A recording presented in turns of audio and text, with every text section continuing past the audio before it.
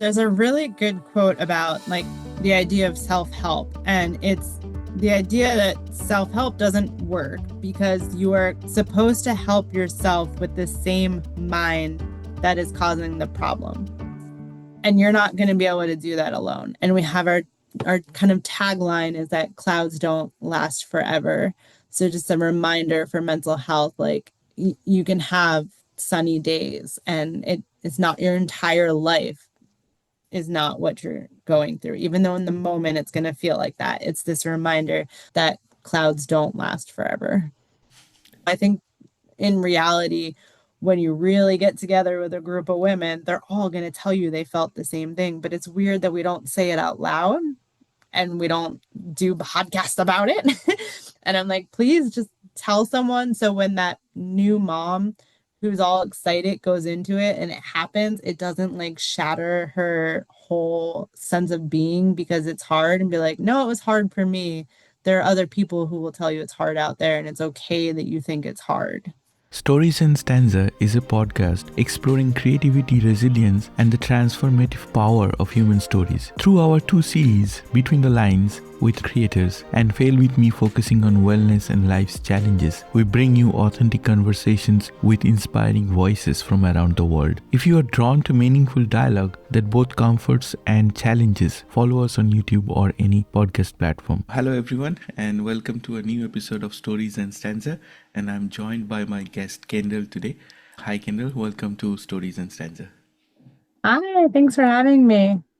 Looking forward to talking to you today, and thank you for connecting, seeing what I'm trying to do in this podcast and how it is reaching people. That's really great recognition and joy for me. I'm trying to do meaningful work, so it just needs to reach the right people. If we look at YouTube, if we look at social media, it's flooded by contents. In Stories and Stanza, I try to connect with people who have authentic stories to share, both as creators and as explorers, people trying to give back to the society in some form. So I'm glad that my work connected me with you. For our listeners, could you briefly tell us about yourself? So my name is Kendall. I mental health advocate turned mom turned author. And so a lot of my background has been in mental health field, very nonprofit giving, and transitioned all of that into attempting motherhood. And from there, just want it to be a resource, want it to be a support, and exist, like you said, exist. So if anyone's Googling and needs something to pop up, that someone is out there with a voice to share and resonate with them. Thank you so much. For anyone who has joined us for the first time, within Stories and Stanza, we run the conversations grouped into different segments. In one, I speak to writers and try to explore their creative journey, their challenges, and the messaging they were working on. And the other aspect in the mental health space is questioning what are our failures, because in a lot of times in the wellness space the narrative is heavily dependent on success, and we are not talking enough about failures and what are our failures telling us. So that is my motivation to explore in this podcast. I didn't know that this is exactly what I wanted to do, but gradually it grew, and people who have joined me on this podcast, they made it possible. I am really looking forward to hearing about your work, your book, your experience. In the Fail With Me segment, I question failure. What is failure? And how can we rise behind the stigma, the trauma, and the repressed memories, the conditioning of failure? What is it that we need to unlearn about failure? So the first thing I would like to hear from you is, how does that idea sit with you? It resonates so much. I think that's my life. I experiencing mental health, a lot of what my brain will tell me is failure. It will be self-doubt over and over again. And I feel like out there, so much of the narrative is not failure. And especially when social media started to come out and you kind of joked about like TikTok and YouTube and stuff, it's all positive success. So you're doing all these great things. And so you kind of, it's like not even FOMO because I'm not missing out. I'm doing it, but you just feel like because you're not doing it the way they're doing it, that it's failure. And so I created this narrative in my head that it was, I can't be a parent because I'm not going to glow. I'm not going to love every single second. I'm not going to have the perfect, gentle parenting. And so I can't do it because I'm going to fail at it. And then I started to tell myself, like, it's okay if I fail at it because I can make it look like my version of parenting and I can rewrite what my identity is with mental health and I can not be okay and that's okay.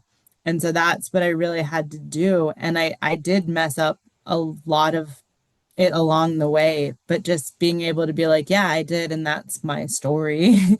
And that is okay. It has been something that I'm not always able to do. But when you get platforms like this, where you're like, really? People think that failure is a really cool story. And then you can finally change the ending, I guess, that you write in your head. Absolutely. And you touched on the right point there that in all that flux of social media, we see a picture perfect version of the story, whereas that couldn't be farther from reality. When I ask this question to all my guests, how does the concept of failure sit with you? And when they share their story, what I'm trying to tell is nobody is alone in this journey. Everybody encounters failure in one form or the other. The more we talk about it, the more we gather evidences to it, the real stories of it, that we are not shying away from failure. We're saying, okay, we have failed. Now what's next? That's the story I am trying to build. So tell us about your work in the mental health space. And if you could, for our audience, tell us how it connects with failures, setbacks, that would be fantastic. A lot of my work has been in sort of admissions based roles and program development. It was always my background's anthropology. And so I always come to work and programs looking at what is happening and is it the best that it can be and not that it's failing, just where are those little gaps. And so I like to joke that I feel like the Macy's Santa. So a lot of my roles, you start and it was like checking boxes. So you come in like, do you fit this, this, and this? I'm like, we're turning a lot of people away because they don't fit those boxes. So maybe we just pause and take the boxes away and have a conversation and we can see what they need and how to get them better support. And so that was my mentality in life. It's just don't say no, just have that conversation to help them in some way. Maybe it's not our business they're going to come into, but if we refer them here, then when they go there first and they don't fit there, they'll come back here. And so it's always been this kind of cycle of collaboration and a cycle of kind of what happens when you do have to say no. And also just like person-centered identity. So not trying to see someone on paper, but see them as the person they individually are. In the mental health space, the question that I like to explore, and I have seen from my lived experiences, it is very challenging to articulate mental illness to anyone. You touched upon identity, right? I would like to hear from you in terms of describing the challenges we face in the mental health spectrum. It's a wide range of things. We possibly cannot talk about everything. But to you is the most difficult part to handle in mental health work. I think in my journey, it was because I experienced depression and people have one identity of depression. It was being in your bed, not being able to leave. And I was like, that's not me. And so my biggest challenge was like telling people I had it, but I'm still extroverted. I'm still very talkative. I still am a party planner. I bring everyone together. So it was kind of telling them, like, no, I'm showing up different on some days. Like, you don't know what I'm dealing with.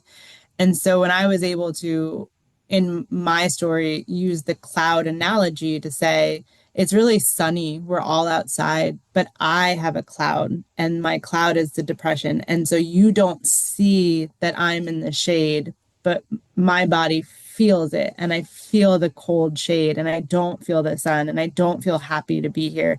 I'm still here. I'm still going to try and do what we're doing. And when I'm someone who's really talkative, like, it's easy to show people, like, if I'm very talkative and I show up somewhere and I don't talk at all, then they're instantly like, something's wrong. But it's not me still, so I will still be kind of bubbly and outgoing. And so when I shared like my book and my journey with a lot of people, they were like, you? And I was like, yes, because it looks different to different people. And I think that is a huge challenge in mental health field. I also have an invisible chronic illness. So I have to tell people, like, I have an illness, but you can't physically see it. Like, I'm not like the visible in a wheelchair. I'm dealing with like internal stuff. And it's just having to get past those barriers of what people think it's supposed to look like and tell them, like, I can still have it even if it doesn't look like your preconceived notion. We will come to your book. You said you are a very expressive person, so it is perhaps easier for you to communicate. What if someone is not expressive at all and they cannot communicate about their challenges, be it depression, be it something else? What do you recommend in such a situation? I haven't always been upfront about it. I think a lot of it was I make like like the easy excuse, right? Like, hey, I have to work, I can't do this, but you don't really tell them, like, actually I just need to emotionally stay home. Or, once we got the kids, it was like, hey, the kids are sick, and I'm like, they're not sick, I'm like emotionally sick. And so it was really hard to admit stuff. But I think there's like a quote that's like, if we like realize how little people think about us when we think they're constantly thinking about us, something like that. And I think that is part of it, is like, we go through stuff and we hold on to so much of what we think the other person's reaction is going to be. And it is hard to reach out and say, hey, I'm not doing well, and hope that you're not a burden, and hope that, you know, oh, what if we weren't really great enough friends to have said that to them, and they don't want like this deep thing to deal with. And it's not always true. Um, so I try and tell people, like, it's okay to say you're not okay, because you have to kind of give up some of that control the mental health has over you, to know that it is not all of your identity, and trust the people who you are close to and who love you and tell you they love you and are there to be able to handle that and support you. And it's really hard. And that's why most people don't talk about it, because they think, like, oh, if I talk about it, they're gonna think that I'm doing it for attention and stuff. And it's like, you trust the people that love you when they're texting you and checking on you and stuff, and kind of try and break that inner self-doubt. You said that beautifully, the role of the support system. And I relate to what where you are coming from, that the reliance, or let's say the emotional trust, that okay, somebody else would recognize what I am going through. I feel that is the single most important aspect of awareness creation. For example, if I go and tell someone that I'm going through a mental health challenge, not everyone is capable enough to process that information. Maybe it's a generational thing. Gradually, that awareness is coming up, and it is, for example, if I speak to my mother as opposed to my daughter, I know my daughter is far more resilient than my mom. The generation that told you, like, be happy, what do you have to be sad about? And you're just like, a lot. Like, I can be sad and be happy at the same time, but they just don't grasp it as something that existed.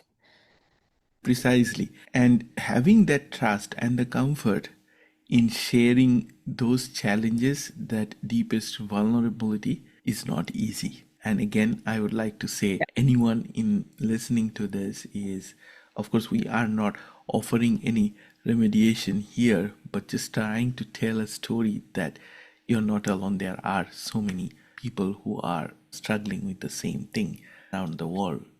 Yes. And then there's I ruminate a lot. And so my husband's had to be, and I'm lucky enough, and I know it's not everyone's story to have that person with them to help them in that moment.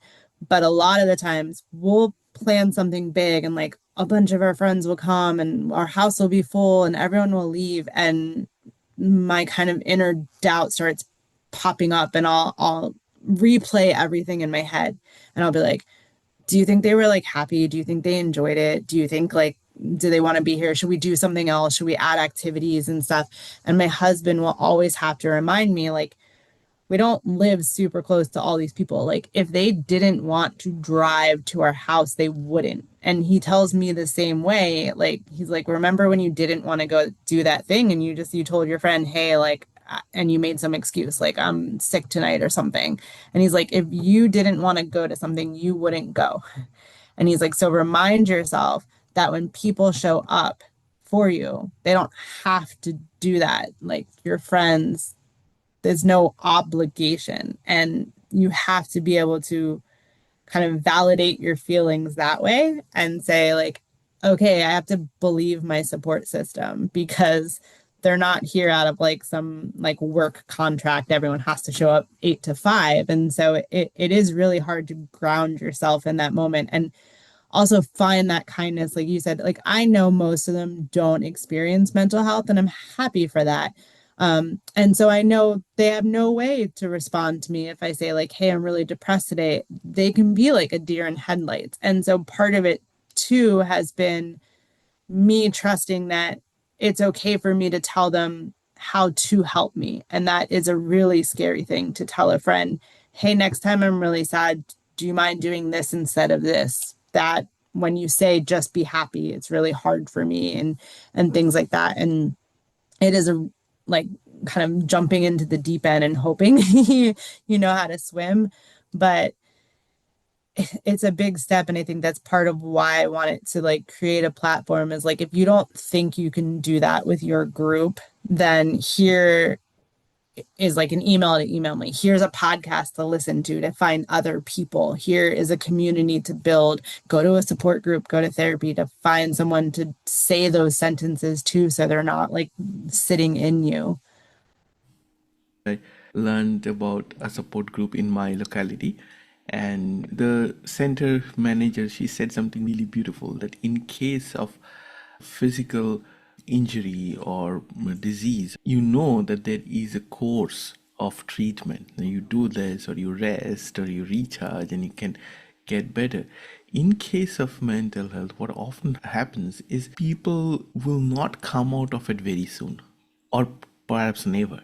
So you need to learn to manage your condition. And that is something very crucial for building awareness on this. I want to focus some discussions at some stage, which I have not very well so far in the podcast, is that what does that support system look like? What does it mean for someone who is a carer? For example, one of my guests has condition of disability from migraine. So when that migraine happens, she just passes out. And then her family over the years have now learned how to take care of her. And it's a very rare condition of migraine, but she passes out and sometimes she doesn't wake up for hours, doesn't remember things when she wakes up. She has got a wonderful support from family and friends. And this is something I'd like to build as a part of this platform is what do the carers need to do? How do Mhm. they take care of themselves? Like they do not burn out in that process, but they take care of someone affected and yet they know how to handle it, how to process it. It is a slightly different segue on its own, but I believe that needs a lot more work along with Yes. what we are doing to build awareness. And I think that's And again, I know I'm lucky, but like that's why my marriage works because my husband is okay hearing, hey, what you're trying to do in those moments is not helping me. That's your love language. And we've had to sit and talk about what helps me in those moments and just the openness. In parenting, it kind of clicked because when you're having your newborn, you build a nursing station in like each room and you have all the stuff that you need. But I was like, but we're going to be in the throes of postpartum depression too. So I need like my mental health kit in each room. So like I love reading a book. So I'm like, I'm going to buy new books. I'm going to put one in each room. So if I'm in that room, there's something to like cheer me up. And it was when it starts to happen, how do we recognize it? And he's learned little things like to ask me, do you want solution or do you want comfort? Do you need me to give you advice? Do you need me to just listen to you? And it's that pause that my caregiver can do. And I've admitted to him too, like in the moment, I was like, I feel bad because it's probably very hard for you to see me go through this when it comes. And I don't know how to help myself. So I don't know how to give you advice to help me out. And at the same time, I'm expecting you to help me out. And so that was really the shift and kind of where a lot of my language and my kind of experience and journey with Cloudy Day Chronicles came from is like, I can't expect him to pull me out of it because I wouldn't know how to do it. So instead of trying to work on fixing it, let's just both work on sitting in it in the moment and just acknowledging that it's happening and then see where it goes from there.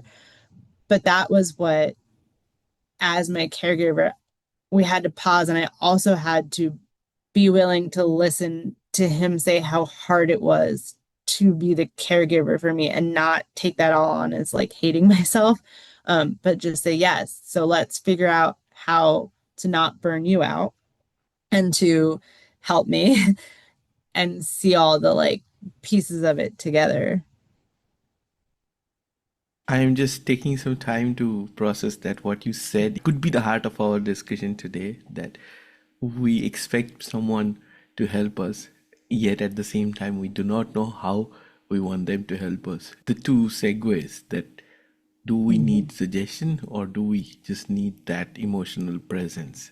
A lot of times it could be just the presence, just that form of security. So it's beautifully said and it has my heart, let's say. Something I have learned through a long drawn battle with mental illness in the family. So my wife has a condition of schizophrenia and OCD. For the longest time, I did not understand these conditions well. So, a lot of times I have been told by even health professionals that it is a phase, it will pass, but it is, and Mhm. that is why that question, do you want suggestion or do you just want Mhm. an emotional support presence? That's so crucial. And I think that's something everyone who is working as a caregiver need to know, that it is not whatever reaction you are getting as a part of a mental health condition is not a reflection of your ability or your care, but it is a reflection of the troubles they are going through. I think that a lot of our awareness in this space comes from gratitude as well. If we are not fully self-aware, then we are not thankful for the things that we have. I consider myself lucky that I am able to support someone. I have the power to support someone, and that is very important, and I would love to see that growing in the community as opposed to the common rejection people do when they come across mental health challenges. Now, I will say though, it doesn't always work because sometimes I'm in the middle of it. And if it's like a really bad cloud, he'll ask me and I'll like passive aggressively look at him and I was like, give me both. Let me see which one I want. And then he'll be like, oh, I didn't have a solution because I usually say comfort. So I'm like, oh, how are you gonna fix it? And that's when it can kind of start to fail. But I think it's our awareness after the fact to be like, all right, I'm sorry. I knew you didn't have a solution. I just wanted you to know, don't offer it too. So I think that's that you also have to like learn to both grow in it and that it's not going to look perfect and we're not going to solve every single like episode or feeling when it happens, but we are going to just fail at it miserably and know that we can like just openly have that conversation about it. That's the beauty of understanding failure, that if something Mhm. hasn't worked, it is a knowledge that it hasn't worked. And Yeah. then not going to the next step, carrying that weight on our shoulders that, oh, I failed doing this, but oh, okay, I did something, it didn't work. Let's try something else. And have you heard there's a really good quote about like the idea of self-help, and it's the idea that self-help doesn't work because you are supposed to help yourself with the same mind that is causing the problem. And you're not going to be able to do that alone. And so that is my idea behind like, yes, I need a community, whether that's like therapy and support groups or my friends and family. I have the people I go to for each issue. And I also gave them an understanding of them being okay that they aren't the person for everything. So like I deal with like eating disorder stuff, and what I focus on there, my husband will never understand like what that recovery and journey and kind of like fear of eating certain things are and stuff. And I have my support groups for that. And so he knows like if I'm having a bad day, he'll kind of ask, like, is this like depression and stuff there, or do you need your support group? And he's not, there's no judgment in knowing like, hey, I can't solve this issue with you as my husband, my loved one, my person.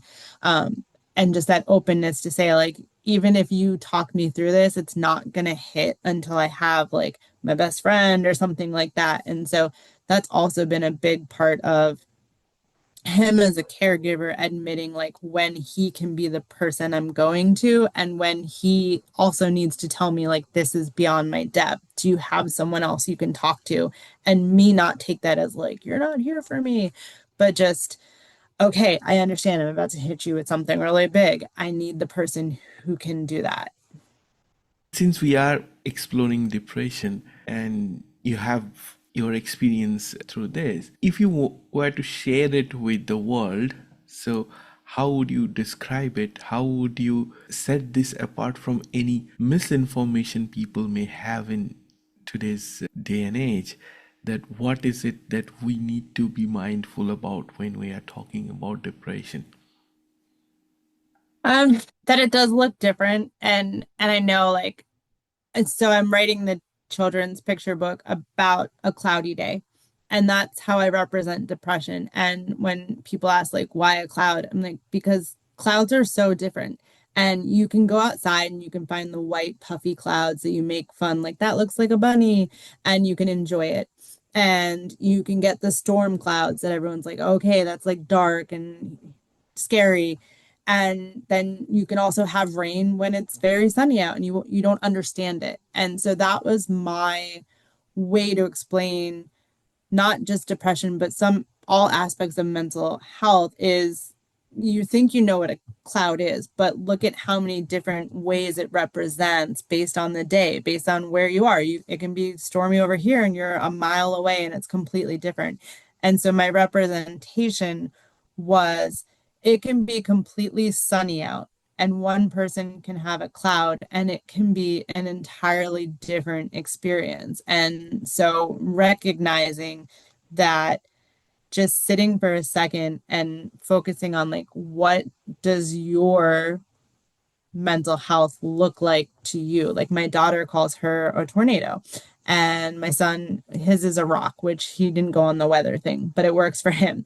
And so it's just this idea of like sitting and saying, okay, I'm dealing with something and it looks wildly different. And even like as you were speaking, like I'm not even gonna pretend to know what you're going through by you saying schizophrenia and OCD, because working in the field, I know it can look so different for each person. But what is someone going to instantly think when they hear the term like schizophrenia? They're going to think like crazy. And then OCD, they're going to think that like your entire house is spotless and clean. That's not probably what it looks like. And taking that second to pause and say, like,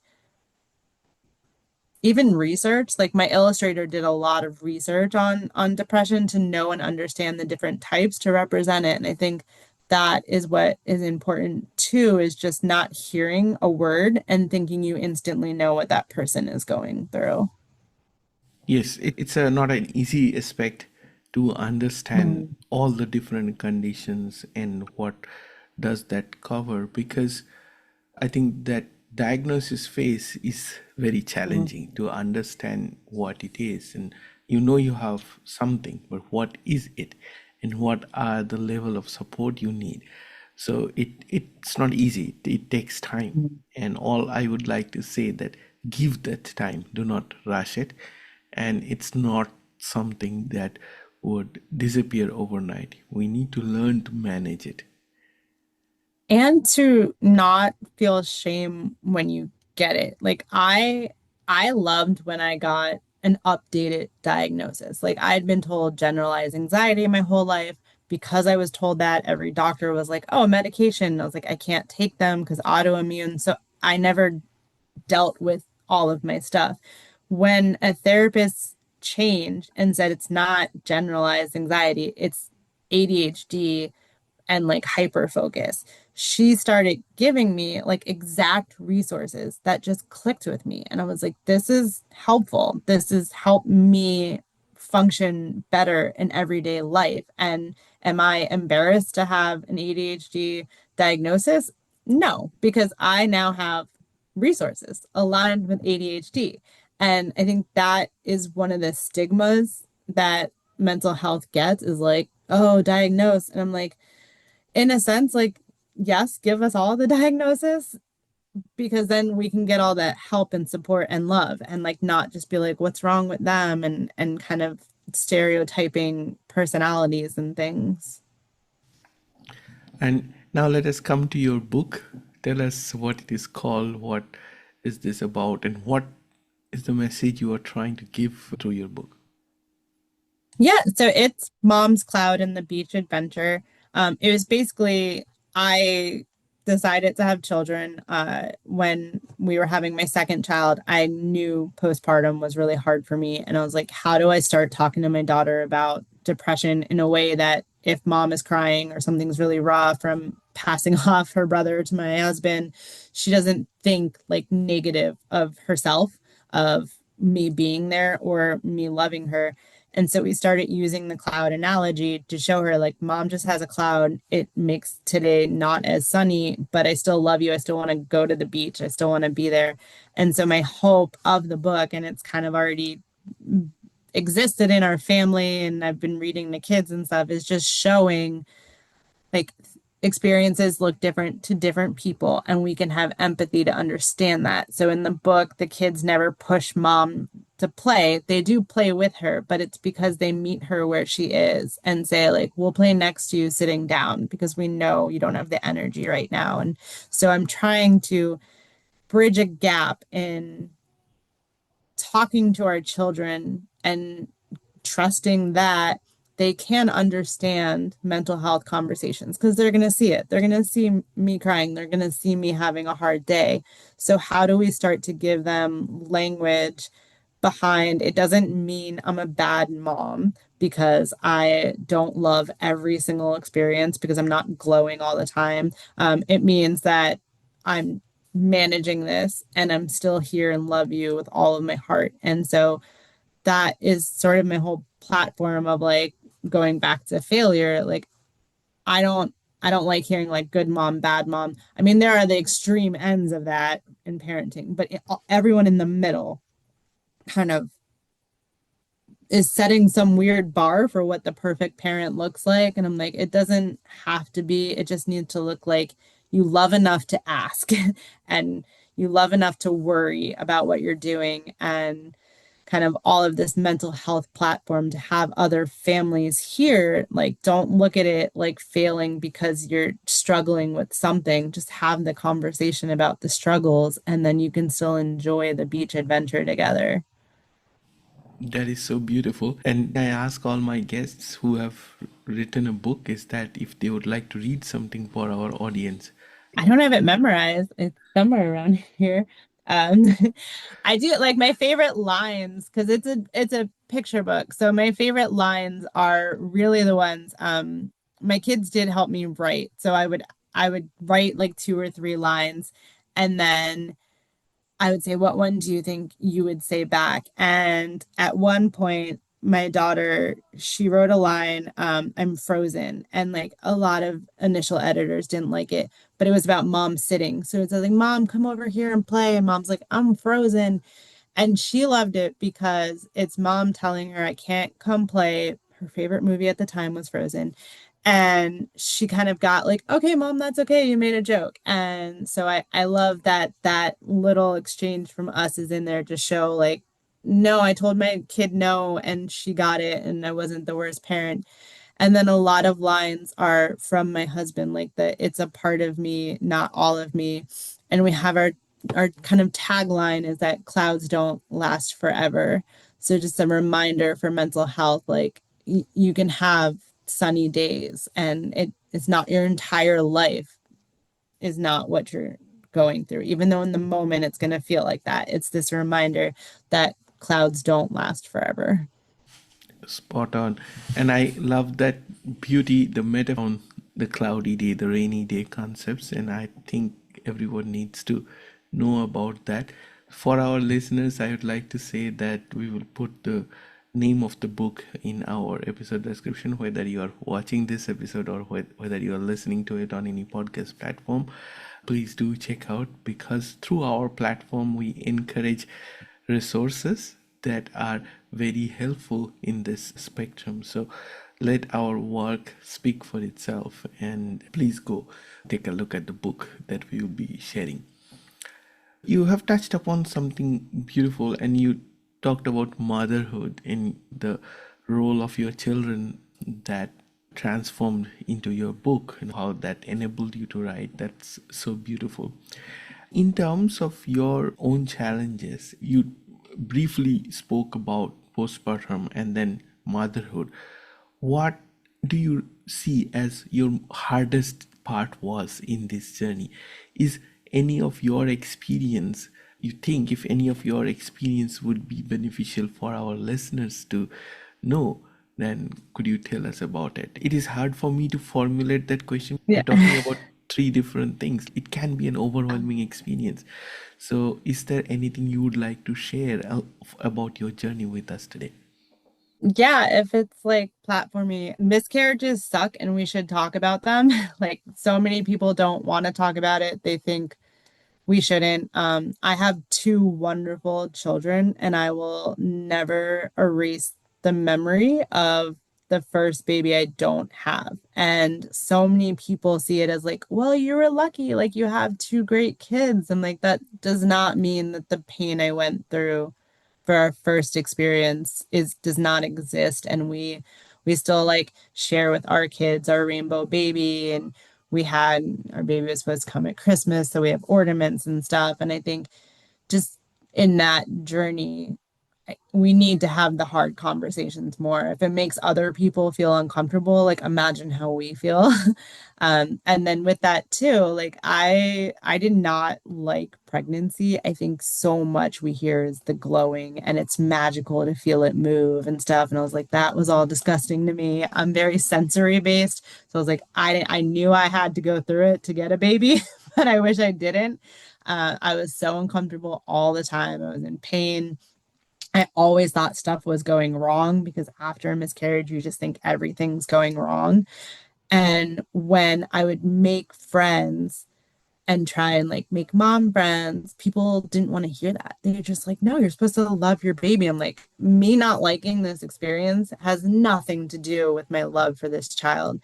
And then when my daughter came, she was the worst newborn. Not the worst. She was the worst to me because a lot have it worse. But you can ask her now if you say, "How are you when you were little?" She will say, "Mom said I was a terror." And everyone's like, "Oh, you told her that?" I was like, "Yeah, she was a nightmare newborn."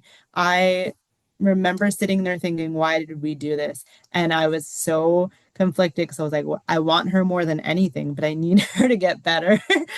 And I knew that I didn't bond with her the way you were supposed to. And it didn't mean that I loved her any less. I was just like, someone else, please take my baby for an hour. That doesn't make me a bad mom. It's please help me and take her for an hour so I don't have to hear her crying in pain or anything because that weighs a lot on you.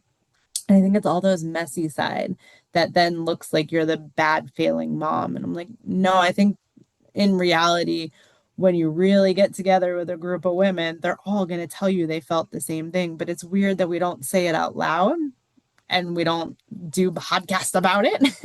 And I'm like, please just tell someone. So when that new mom who's all excited goes into it and it happens, it doesn't like shatter her whole sense of being because it's hard and be like, no, it was hard for me.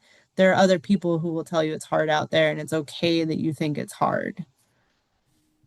Thank you for sharing that very difficult phase of your journey, and it kind of paints that contrast of depression before and after motherhood. And I think it is very important for people to hear that, to understand that, so that they can support their partners better. There's something very interesting that kind of came to me through this discussion. On Mother's Day, I see a lot of writing on social media, especially from women, saying that they hate their mother, saying that, oh, my mother didn't do this, oh, my mother didn't do that. And that may be quite true that the mothers in the question didn't. But I felt that we need to see this event as with a lens of compassion, just to understand that what she went through, we don't, even if she was erratic, it's not a reflection on the mother, but it is more to understand what she was going through and then see what she did or how she behaved or how she was not present, let's say. That could tell us a lot about what she was going through. If we understand that as a whole, probably it makes us see our mothers in a better light than just blaming that, oh, she didn't do that. I do this a lot about my father because I had a difficult relationship with him. He's a very strict person and he's someone who would never listen to you. And then he passed away all of a sudden without giving us a closure on what he thinks and how he sees us. It has taken me years and years of work to reflect and connect with him. And for the longest time, I was upset. But gradually, with maturity, I was able to see how he behaved in light of what he might have gone through. And I am sure that the same story kind of fits into motherhood as well. I'd like your sort of take on this, as in understanding our parents and their brokenness and be compassionate about it. Yeah, that generational cycle, I think what's hard for me, and you had used the word before, and it's such like the power word is awareness. I think generation now has the ability to say two things can be true at once. We can have a problem and we can still be loving. And we as a generation are able to say that. So my daughter will say, some days mom and I are fighting, and most days mom loves me no matter what. And it's going to be my ability in parenting to say, I'm having a really hard time with you in the morning, and I will have a really great time with you in the evening, but admit that I kind of had a rough time in the morning. And that's not what my parents' generation did. They don't talk about the rough times. They, if you bring up like, hey, we had a like this was a problem when we were younger, they were like, no, you had a great childhood. Like I gave you food, I gave you comfort, you want it for nothing. And I'm like, that doesn't mean there weren't issues, but it's kind of black and white. And my parents very much like their parents were harder on them. That's the generation of like work ethic and, no hugs and like tough dads and no love yous. And so then if my dad said, I love you and gave me a hug, then he's better than his parents. So he thinks he's doing his best. But if there are still issues, then no, we need to grow and learn together. But you get that statement, you're like, well, back in my day, I had it so much worse. Do you know my dad? I'm like, that doesn't mean that that's us. And we should look at us and we should grow as us where we are now and be better, not just kind of be better than what you knew, if that all makes sense. But it's like my parents' generation, like we didn't talk about mental health. We didn't talk about feelings. It was just like, I'm your parent, suck it up, like you're fine. And you're like, just because you're still doing better than your parents doesn't mean that right now I'm getting the best version I could have gotten. And that's kind of where I'm trying to always learn and grow with my kids. Um, and just really move into like the I'm probably going to screw it up. I'm going to have a screaming match with her when she turns into a teenager. And I'm just like ready for it because I need to know that my parents' generation didn't pause and after the screaming match come and say sorry and come talk it out because that was it. And I'm like, that's where we break that divide. That's where we understand they had it worse and they had a hard time and their generation didn't do mental health.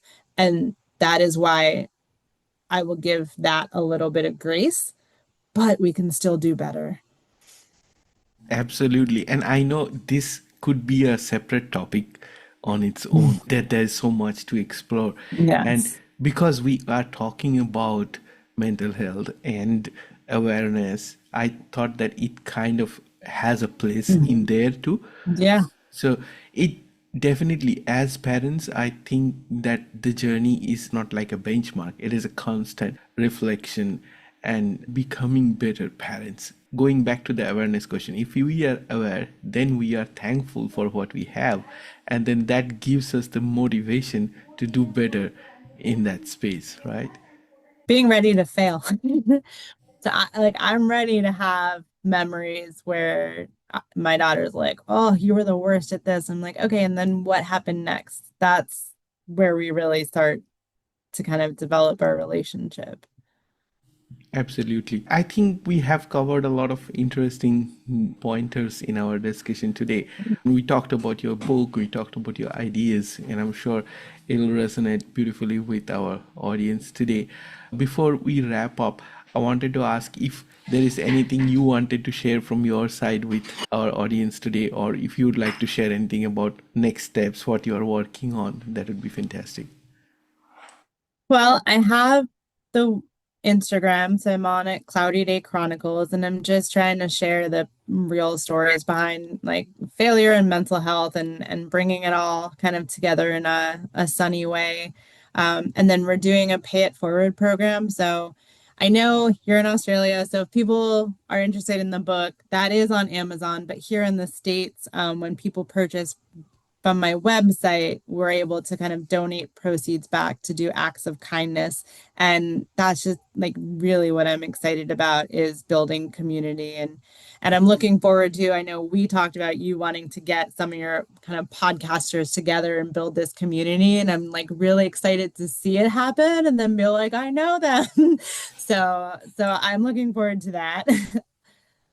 Wonderful. Yes, I'm based in Melbourne and I'm speaking with a few people here in Melbourne so that we can at some stage maybe do some physical events and awareness programs, etc. So I'm working on that at the back of my mind. Yeah. You need to do it because my husband joked that we need to do like a book tour. And so like I'm counting podcasting. So I'm like, oh, they're having an event. We need to fly to Australia. It's on our bucket list. So you give me the push to help my leg. We need to go there. Absolutely. Thank you so much. I have personally been benefited by somatics quite a lot. And that's why I feel that physical events that will have a much more stronger effect if we really want to make a difference. And that's where I am looking at exploring. Well, you're still doing it. You're connecting the world in podcasting and authentic stories. Thank you so much for your time today, Kendall. And I wish you all the best for everything you are working on. Thank you.